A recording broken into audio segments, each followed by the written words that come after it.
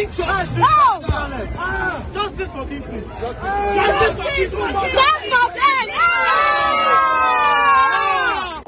In a bid to find a lasting solution to challenges facing Nigerian youth, which has resulted in the NSAS protests all over the country, the Minister of Youth and Sports, Solidarity, said government will continue to open a channel of communication for youth to hear their grievances, while also providing opportunities that will help to bridge the gap between Nigerian youth and their counterpart outside the country.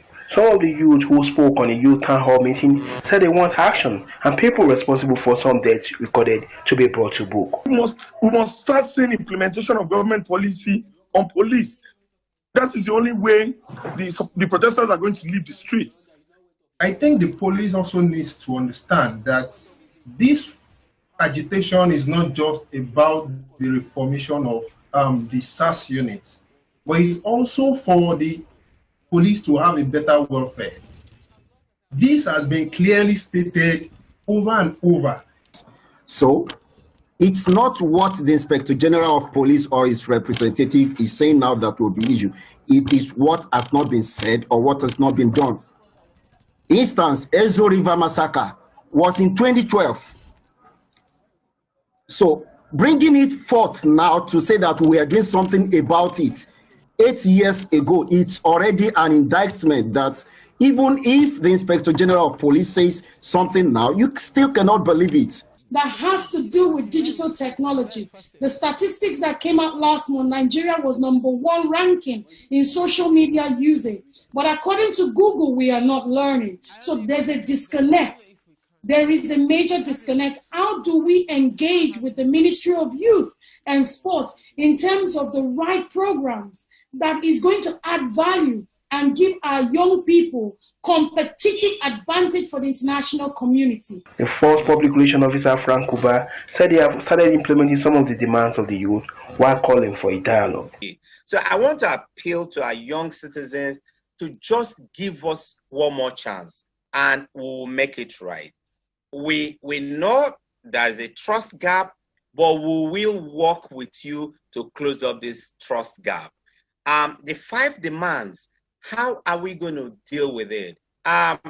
If you look at those demands, end SARS, we've ended SARS, release all these persons in all the protesters that were arrested unconditionally. The IGP ordered those released and they've all been released.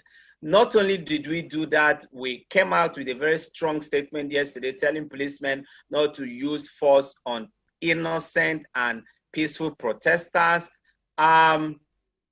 Investigate every report of infractions on the rights of the citizens.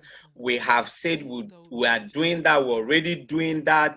And we are also handing that over to the National Human Rights Commission and the federal government to organize. Minister of Youth and Sports, Solidarity, said the government will not relent in finding a lasting solution to some of the challenges the youth are facing in the country. Demands have been handed over to Mr. President. They have been communicated to Mr. President.